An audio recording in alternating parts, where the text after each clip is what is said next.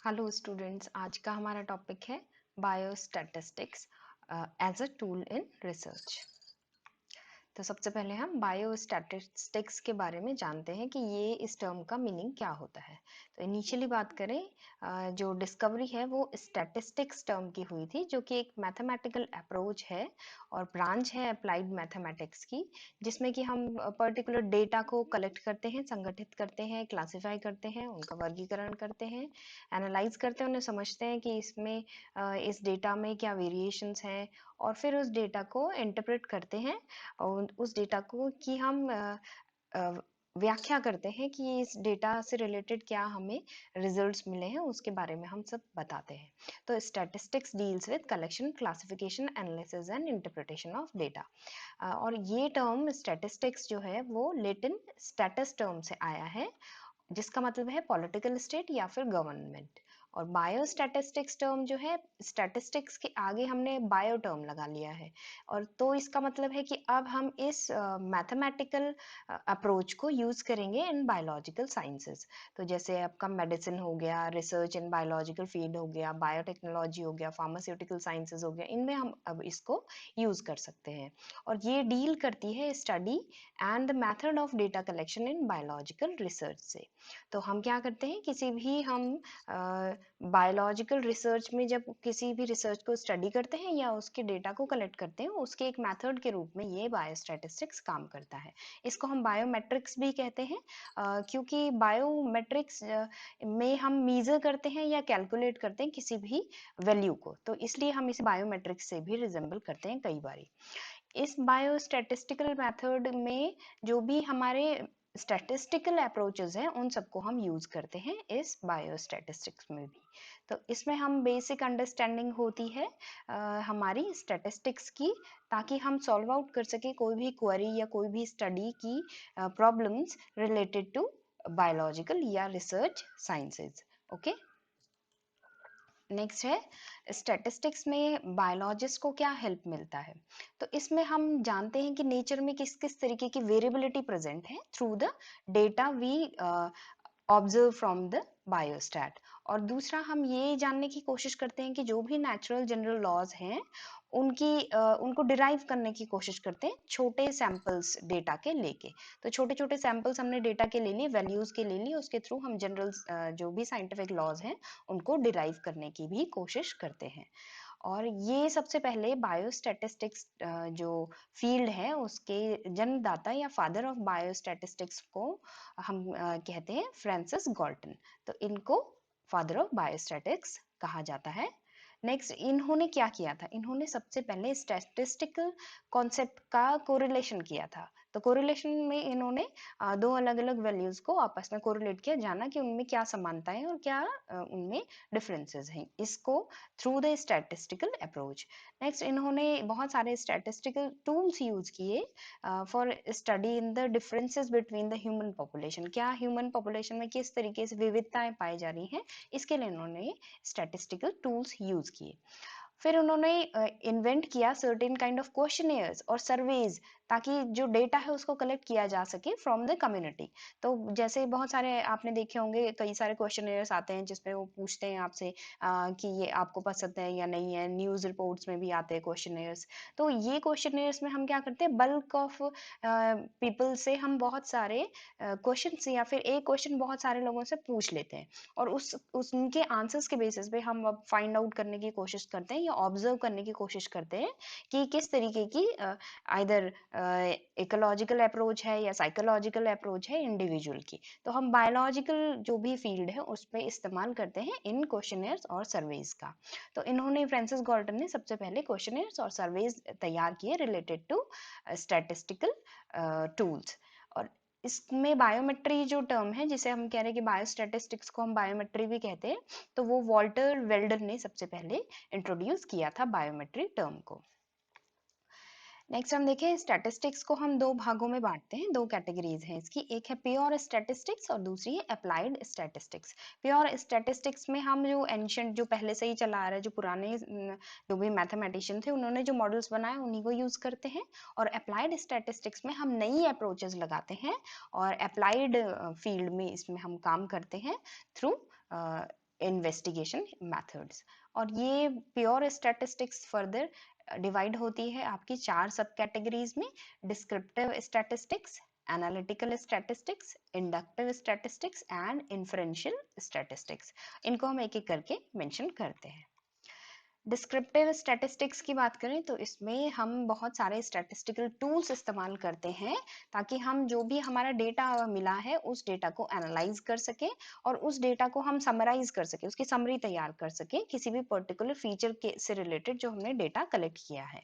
दूसरा, इसमें हम क्या करते हैं, जो भी आपकी कैरेक्टरिस्टिक्स हैं डेटा को के उनको हम जानने की कोशिश करते हैं कि क्या उनमें स्पेसिफिक कैरेक्टरिस्टिक क्या है, किस तरीके का डेटा हमने लिया है। और जैसे सपोज हमें कलर, हमें एक पॉपुलेशन में किसी इंडिविजुअल के कलर जानने हैं और हमें ये जानना है कि किस तरीके के इंडिविजुअल्स हैं जो स्पेसिफिक कलर शो कर रहे हैं, यानी कि हम विटिश कलर को ही जानना चाह रहे हैं, कितने 100 लोगों में विटिश कलर कितने लोगों का पाया जा रहा है। तो उसके बेसिस पे हम क्या करते हैं, बहुत सारी बल्क पॉपुलेशन को चेक करते हैं और उसके बेसिस पे कैरेक्टरिस्टिक निकालते हैं डेटा की कि सारे के सारे विटिश नहीं है, उनमें से कुछ क्या है डार्क हैं, कुछ लाइट कलर के हैं और अलग अलग शेड्स जो हैं कलर ऑफ ह्यूमन बीइंग में प्रेजेंट है। तो ये कैरेक्टरिस्टिक ऑफ डेटा भी बताता है कि किस किस कैरेक्टर का डेटा अवेलेबल है। और मीजर्स की बात करें हम इसमें तो 2 तरीके के एग्जांपल्स हम यहाँ पे डिस्क्रिप्टिव स्टैटिस्टिक्स में देखते हैं। तो पहला मीजर है सेंटर टेंडेंसी के थ्रू निकालने का, जिसमें हम सेंटर की वैल्यू को निकाल लेते हैं मीन, मीडियन और मोड के थ्रू। दूसरा है मीजर ऑफ डिस्पर्शन, जिसमें हम बहुत सारी फैली हुई पॉपुलेशन को स्टडी करते हैं और इसमें हम रेंज, स्टैंडर्ड डिविएशन और मीन डिविएशन को फाइंड आउट करते हैं। इसको हम अभी लेटर फेज में मेंशन करते हैं।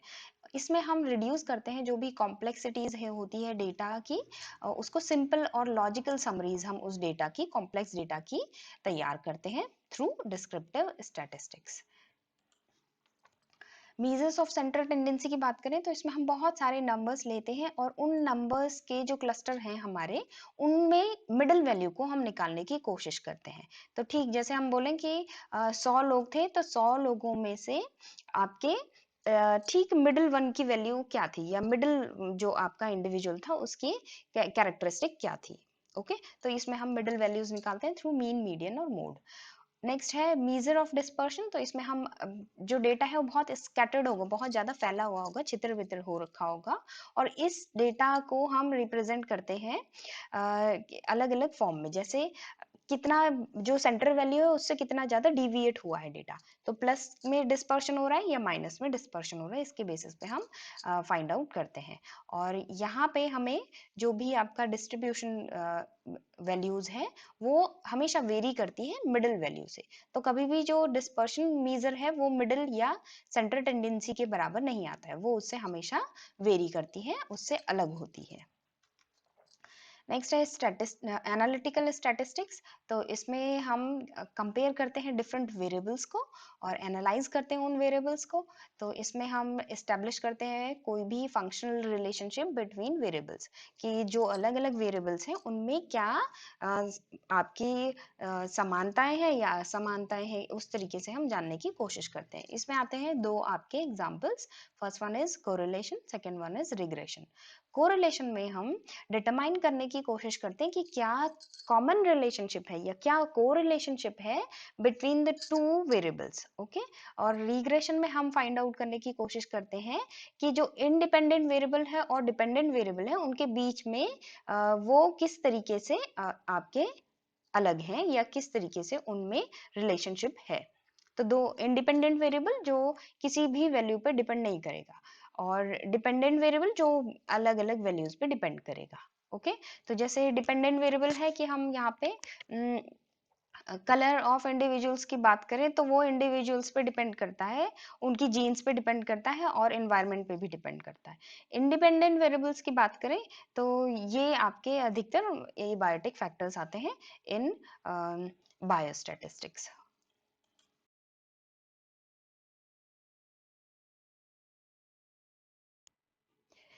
इंडक्टिव स्टैटिस्टिक्स, तो इसमें हम रैंडम ऑब्जर्वेशंस करते हैं, किसी भी पॉपुलेशन में हम किसी भी 100 लोगों को पकड़ लिया और उनसे हम कोई क्वेश्चन उनसे सॉल्व करने लगे। तो इस रैंडम ऑब्जर्वेशन के बेसिस पे हम एक कंक्लूजन पे पहुंचते हैं। इस तरीके के स्टैटिस्टिक्स को हम इंडक्टिव लॉजिक भी कहते हैं या इंडक्टिव रीजनिंग भी कहते हैं। इसमें हम पर्टिकुलरली जो भी बिहेवियर है वो बिहेवियर डिपेंडेंट होती है इस तरीके की स्टडीज। तो हम सपोज बात करें कि हमने किन्हीं भी 100 लोगों को ले लिया, तो उनका उनके बिहेवियर के अकॉर्डिंग वो रिस्पॉन्ड करेंगे, क्योंकि रेंडमली हम वैल्यूज ले रहे हैं, तो जैसा उनका बिहेवियर है वो स्पेसिफिक केस में किस तरीके से बिहेव करते हैं इसके ऊपर ये वैल्यूज डिपेंड करेंगी। तो इसमें हम इस तरीके की इंडक्टिव इंडक्टिव लॉजिक्स में या स्टैटिस्टिक्स में हम कई बारी रॉन्ग कंक्लूजन में भी चले जाते हैं, क्योंकि हम रेंडमली कोई सी भी पॉपुलेशन उठा रहे हैं। सपोज हम कोई क्वेश्चन उनसे पुट अप कर रहे हैं, तो उन्हें उसका सही सही वैल्यू ही नहीं पता है या आंसर्स ही नहीं पता है या उसके बारे में जानते ही नहीं है। तो जैसे हम किसी ग्रामीण क्षेत्र वाले इंडिविजुअल से पूछ लें कि शॉपिंग मॉल में आपको जाके कैसा लगा, तो उसने कभी शॉपिंग मॉल देखा ही नहीं है, तो उस तरीके के ऑब्जर्वेशंस हमेशा रॉन्ग ही आएंगे। तो इंडक्टिव स्टैटिस्टिक्स का ये एक डिमेरिट होता है। इन्फ्रेंशियल स्टैटिस्टिक्स की बात करें तो इसमें हम जो भी हमारे स्टैटिस्टिकल थ्योरीज हैं वो बनाने की कोशिश करते हैं थ्रू रिसर्च प्रॉब्लम्स। हम यहाँ पे थ्योरीज में मॉडिफिकेशन करते हैं। ये बहुत ही कॉम्प्लेक्स होती है क्योंकि इसमें कैलकुलेशंस, एनालिसिस और कंपैरिजंस आते हैं। और ये इन्फ्रेंशियल स्टैटिस्टिक्स में हम क्या करते हैं, जो आपका डेटा है वो हम जनरलाइज करने की कोशिश करते हैं। तो जैसे अब हम क्या कर रहा, हमने एक शॉपिंग मॉल में गए जैसे, और उसमें हम कोई से भी 100 लोगों को पकड़ा हमने या 200 लोगों को पकड़ा, और उनसे हमने क्वेश्चन पुटअप किया कि आपको बिग बाजार में शॉपिंग करके अच्छा लगा है या नहीं लगा है। तो इन्फ्रेंशियल स्टैटिस्टिक्स में हम उसी शॉपिंग मॉल में जाके क्वेश्चन कर रहे हैं कि आपको अच्छा लगा या नहीं लगा, तो answer must be correct always कि हाँ लगा या नहीं लगा। जबकि हम इंडक्टिव इन्फ्रेंसेस में स्टैटिस्टिक्स में देख रहे थे, तो उसमें आप कहीं ग्रामीण क्षेत्र में जाके पुटअप करे थे क्वेश्चन कि आपको बाजार में जाके अच्छा लगा या नहीं लगा, तो दोनों में डिफरेंस है। तो इसलिए इन्फ्रेंशियल स्टैटिस्टिक्स ज़्यादा क्लियर और अच्छा रिजल्ट देती है in comparison of inductive statistics. Next है क्लासिफिकेशन ऑफ बायोस्टैट्स। तो इसमें दो बेसिस पे हम इसे क्लासिफाई कर रहे हैं। पहला, किस तरीके का डिजाइन ऑफ एक्सपेरिमेंट हम यूज कर रहे हैं फॉर कलेक्टिंग अ डेटा, और दूसरा स्टैटिस्टिकल एनालिसिस हम किस तरीके से कर रहे हैं या कौन सा मेथड ऑफ स्टैटिस्टिक्स हम लगा रहे हैं। क्योंकि बायोस्टैट में बहुत सारे मेथड ऑफ स्टैटिस्टिक्स होते हैं जिनको हम धीरे धीरे करके समझने की कोशिश करेंगे। नेक्स्ट है स्टेप्स इन बायोस्टैटिस्टिक्स। तो इसमें क्या क्या स्टेप्स आते हैं बायोस्टैटिस्टिक्स इन्वेस्टिगेशन में, ये समझते हैं। सबसे पहले हमें क्या करना है, डेटा को कलेक्ट करना है। फिर हमने सारा डेटा जब इकट्ठा कर लिया तो उसे क्लासिफाई करना है। जब हमने सारा का सारा डेटा क्लासिफाई वर्गीकृत कर लिया, तो अब हम उसे एनालाइज करेंगे। और अब जब हमने उस एनालाइज्ड डेटा को, उस डेटा को हमने समझ लिया, ऑब्जर्व कर लिया अच्छे से, तो उस डेटा का इंटरप्रिटेशन निकालेंगे। तो इसमें हम क्या करें, वो जो डेटा है उससे रिलेटेड जो भी व्याख्या है उस डेटा की, उसको हम at the end put up करेंगे। तो ये सब आते हैं स्टेप्स इन बायोस्टैटिस्टिक्स। नेक्स्ट है importance of statistics in biological research. तो इसमें आपके या बायोलॉजिकल साइंसेस, तो सबसे पहला आपका इम्पोर्टेंस जाता है रिसर्च फील्ड में। कोई भी रिसर्च बिना स्टैटिस्टिक्स के कंप्लीट नहीं होती है। तो दूसरा है कि इसमें हम स्टैटिस्टिक्स के जो भी रिजल्ट्स आते हैं, जो भी डेटा आता है, वो अधिकतर वैलिडेटेड वर्जन में रहता है, तो उसका कुछ ना कुछ प्रमाण होता है। आपने सर्वे किया, आपने क्वेश्चन एयर पुट किया, तो आपके पास कुछ ना कुछ उस डेटा से रिलेटेड प्रमाण होते हैं। नेक्स्ट है इसमें हम डिज़ाइन कर लेते हैं, कोई भी जो एक्सपेरिमेंट हमें फॉलो अप करना है उससे रिलेटेड अपना डिज़ाइन सेलेक्ट कर लेते हैं थ्रू स्टैटिस्टिक्स। नेक्स्ट इसमें हम method of collection of data भी सेलेक्ट कर सकते हैं कि किस तरीके से हमें डेटा कलेक्ट करना है। जैसे ऑनलाइन सर्वे करना है, या फिर घर घर जाके सर्वे करना है, या किसी को हमें सर्वे करने के लिए स्कूल्स कॉलेजेस कहाँ जाना है, किस तरीके से हमें method of collection data apply करना है, ये भी हम सेलेक्ट कर सकते हैं। इसके थ्रू हम लॉजिकल कंक्लूजन्स पे पहुंचते हैं कि क्या इसका निष्कर्ष निकला इस डेटा को जब हम एनालाइज करते हैं, तो उससे किसी पर्टिकुलर कंक्लूजन पे, निष्कर्ष पे पहुंच सकते हैं। नेक्स्ट है इसमें हम सिंगल वैल्यू डिटरमाइन कर सकते हैं बहुत सारे ग्रुप ऑफ वेरिएबल से। तो हमने बहुत सारा ग्रुप ऑफ डेटा था, बहुत सारा डेटा था, उससे हम एक सिंगल वैल्यू निकाल सकते हैं। तो ये हमारा बेसिक एम होता है, to obtain a single value from a group of variables in research field. तो ये इंपॉर्टेंस है बायो स्टैटिस्टिक्स की रिसर्च फील्ड में। नेक्स्ट, मेडिसिनल या फार्मास्यूटिकल या बायोटेक्नोलॉजिकल फील्ड में हम क्या करते हैं, इसमें हम चेक करते हैं क्या है एफिशिएंसी ड्रग की या वैक्सीन की। ओके, नेक्स्ट है इसमें हम फाइंड आउट करने की कोशिश करते हैं कि ड्रग किस तरीके से साइड इफेक्ट शो कर रही है, या वैक्सीन या जो भी हमारा बायोटेक्नोलॉजी का प्रोडक्ट है वो किस तरीके से साइड इफेक्ट शो कर रहा है। फॉर नेक्स्ट, इसमें हम कंडक्शन कर सकते हैं कि जो भी आपका ड्रग ट्रीटमेंट ट्रायल्स हैं उसको कैसे चलाना है, या जो भी आपका वैक्सीन या बायोटेक्नोलॉजी के जो भी आपके जैसे जीन है या जीन थेरेपी है वो किस तरीके से रिजल्ट शो कर रही है, उससे रिलेटेड ड्रग ट्रीटमेंट ट्रायल्स कैसे चलाने हैं, इसके लिए भी आपको इजी सर्वे और क्वेश्चनएयर यहाँ पे बन सकता है, मिल सकता है थ्रू बायोस्टैट्स। और ये जेनेटिक्स की बात करें तो जेनेटिक्स में हम मेंडल के तो जितने भी लॉ हैं वो आपके बिना बायोस्टैट के सॉल्व होते ही नहीं है। और अब क्योंकि हम बहुत ज़्यादा बल्क में अपना पॉपुलेशन सर्वे करते हैं तो इसलिए यहाँ पे बायोस्टैट काफ़ी हेल्पफुल होती है जेनेटिक्स में pattern of inheritance of genes निकालने के लिए। नेक्स्ट है इसमें हम जो भी जेनेटिक आपकी स्ट्रक्चर होती है, जीन्स के स्ट्रक्चर होते हैं पॉपुलेशन में, उनको भी स्टडी कर सकते हैं। तो एक बड़ी पॉपुलेशन में हम जीन्स के स्ट्रक्चर्स को स्टडी कर सकते हैं। बिहेवियर ऑफ जीन को भी स्टडी कर सकते हैं इन अ पॉपुलेशन। मैप कर सकते हैं, किसी भी क्रोमोसोम को मैप कर लिया कि उसमें जीन की लोकेशन कहाँ पे है और किस पर्टिकुलर लोसाई में एक पर्टिकुलर जीन प्रेजेंट है, ये भी हम थ्रू बायोस्टैट कर सकते हैं। नेक्स्ट है हम इसमें न्यूमेरिकल टैक्सोनॉमी का भी यूज कर सकते हैं। टैक्सोनॉमी हमने पढ़ा है, इसमें हम नंबर्स के बेसिस पे अपना टैक्सास जो है वो बना सकते हैं। अब क्योंकि इतनी सारी नंबर ऑफ स्पीसीज हैं तो उसके लिए हमें ये हेल्पफुल होता है बायोस्टैट कि हम इसे न्यूमेरिकल टैक्सोनॉमी में हेल्प आउट करें थ्रू बायोस्टैट। नेक्स्ट है मॉनिटर कर सकते हैं हम कम्युनिटी हेल्थ और पब्लिक हेल्थ को यहाँ पे। तो मॉनिटरिंग के लिए हमारे पास बहुत सारे सर्वेज और क्वेश्चनियर्स यहाँ पे हेल्पफुल होते हैं फॉर मॉनिटरिंग अ कम्युनिटी और अ पब्लिक हेल्थ। डेमोग्राफी हम इसके थ्रू डिटरमाइन कर सकते हैं कि किस तरीके की पॉपुलेशन है, उनमें कितनी विविधताएं हैं, ये सारी हम एक पर्टिकुलर डेमोग्राफी की स्टडी में भी बायोस्टैट हेल्प करता है। गवर्नमेंट कोई भी पॉलिसी लाती है, उस पॉलिसी का इम्प्लीमेंटेशन कितना स्तर पे हो रहा है, ग्राउंड लेवल पे वो किस तरीके से काम कर रही है, उस पॉलिसी से रिलेटेड जो भी मीजर्स या जो भी हमें सर्वेज करने होते हैं वो भी हम थ्रू बायोस्टैट ही सॉल्व आउट करते हैं। नेक्स्ट है वेदर फोरकास्टिंग में भी बहुत ज़्यादा इंपॉर्टेंस रखता है बायोस्टैट। लिमिटेशंस की बात करें बायोस्टैटिस्टिक्स की, तो ये स्टैटिस्टिक्स जो है वो हमेशा ट्रू होते हैं, सही होते हैं, लेकिन एवरेज में सही होते हैं। अगर हम एक डेटा को लेना चाहें, सिंगल डेटा को लेना चाहें, तो वो वहाँ पे काम नहीं करेगा स्टैटिस्टिकल डेटा। तो ये एवरेज, हमें बहुत सारी पॉपुलेशन चाहिए तभी ये रिजल्ट सही आएगा। तो हमें देखना है कि 10 लोगों में एक मेडिसिन ने किस तरीके से बिहेव किया, तो वो 10 लोगों में ही काम करेगा। एक आदमी में एक मेडिसिन कैसे बिहेव कर रही है, किस तरीके का रेस्पॉन्स दे रही है, ये हम चेकआउट नहीं कर पाएंगे स्टैटिस्टिक के थ्रू। नेक्स्ट है स्टैटिस्टिकल मेथड्स में आपको क्वांटिटेटिव डेटा जो भी मिलता है उसके लिए आप काम कर सकते हैं। तो क्वांटिटी हम यहाँ पे मीजर करते हैं थ्रू स्टैटिस्टिकल मेथड, क्वालिटी में रेयरली ये काम करता है।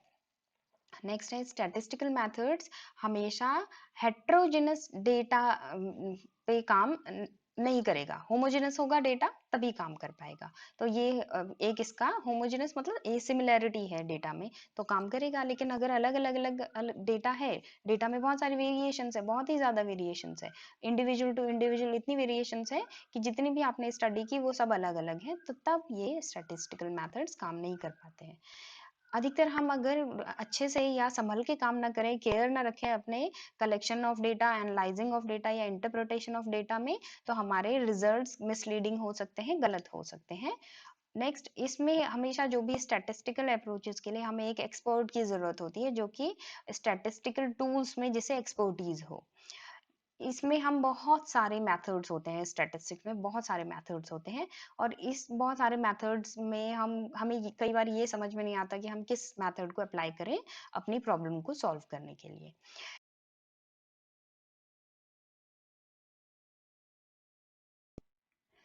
स्टैटिस्टिकल डेटा पूरी की पूरी स्टोरी हमें कभी भी नहीं बताएगा, वो हमें एक पार्ट ऑफ स्टोरी बताएगा अधिकतर। तो पूरी स्टोरी जानने के लिए या पूरा का पूरा फिनोमेना कैसे काम कर रहा है एक पॉपुलेशन में वो जानने के लिए statistics is not a good major.